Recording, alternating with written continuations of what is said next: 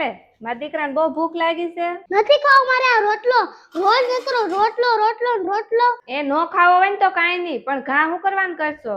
એક રીતમાં સમજે નહીં હો કોઈ દી. તું શાંતિ રાખ બટા, રોટલાને આમ થોડો ફેંકી દેવાય. પણ પપ્પા મને રોટલો નથી ભાવતો, શું કરવું? જો બટા, રોટલો નો ભાવે ને તો આમ ઘા થોડો કરી દેવાય. બટા, એ અન્ન દેવતા કહેવાય. એને કમાવા માટે અમે દિવસ રાત મહેનત કરીએ ને ત્યારે આપણને 3 ટાઈમ જમવાનું મળે છે. બાકી દુનિયામાં ઘણા બધા એવા લોકો છે જેને પૂરતું જમવાનું નથી મળતું. મારે ભૂલ થઈ ગઈ પપ્પા, આજ પછી રોટલાને કોઈ દી ઘા નહીં કરું. અને હા બટા, એટલું જ નહીં, જ્યારે પણ જમવા બેસી ને ત્યારે અન્ન દેવતાને પગે લાગીને આભાર માનવાનો. આભાર માનવાનો ઈશ્વરનો કે જેના લીધે આપણને જમવાનું મળે છે. આભાર માનવાનો એ ખેડૂતનો જેના લીધે આપણી ઘેરે અનાજ પોગ્યું. અને ત્યારબાદ આભાર માન તારા આ મમ્મીનો જે આ ઉનાળાની કાળ ઝાળ ગરમીમાં આપણને બધાને રસોઈ બનાવીને ખવડાવે છે. મમ્મી તમારો ખૂબ ખૂબ આભાર. કેમ બટા? તમે આવા ઉનાળાની ગરમીમાં તમને રસોઈ બનાવીને ખવડાવો છો ને એટલે. બટા ઈ તો મારી ફરજ છે. તો તમને થેન્ક યુ કહેવાની પણ મારી ફરજ છે.